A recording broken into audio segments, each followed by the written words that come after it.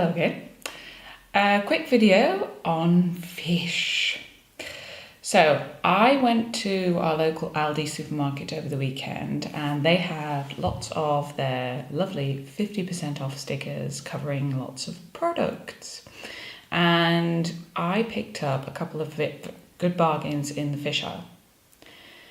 This reminded me of a conversation I had over Messenger with my sister Katie about whether or not it's safe to freeze fish. Now, this is a big question for some people because some fish is clearly labelled perfectly safe to be frozen. You'll see a little icicle label on the packaging and you can read the back and see how long it can be frozen for and the instructions for defrosting. And some fish, which seems to be the same type of fish, maybe even in similar type of packaging, says not suitable for freezing. Why?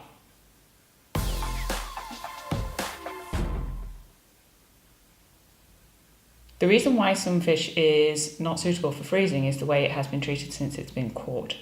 So the basic rule is fish should never be frozen, defrosted, and frozen again. Because in the process of defrosting, what you do is you actively release bacteria in the fish, which come to life at room temperature or colder temperatures than freezing. And these breed. If you freeze again, you don't actually kill those bacteria, you just make them dormant. And so if you go through another process of defrosting, then the bacteria will double multiply. And you'll reach dangerous levels of bacteria in the fish, which means that it's not safe for human consumption anymore. I got a quote for you, some research from the internet just to back this up, because there is a label which does confuse people, which says the fish has previously been frozen and is also suitable for home freezing. And people who know about the don't freeze, defrost, refreeze fish idea get confused by this label, and I did, to be fair, and this is the label my sister was asking me about.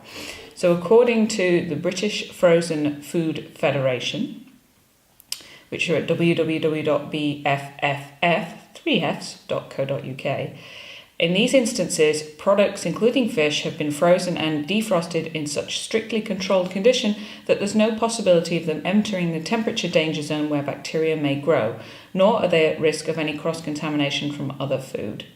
So yes, as long as a product carries a label that states it's suitable for home freezing, it's safe to refreeze, defrost and eat. If it doesn't contain the label saying suitable for home freezing, don't risk it.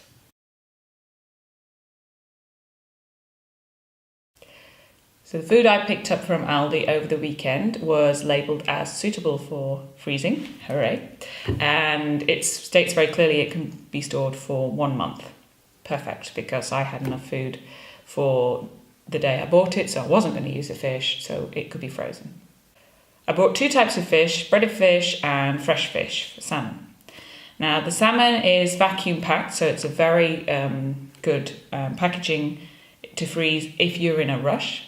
The best thing to do to preserve the quality, if you have the time, is to quickly cover the packaging in foil, which I did. This also makes it easier to whack a label on that's really clear so that you can see what's inside, what the in date for the freezer was, and what is the date, maximum late time it should be taken out.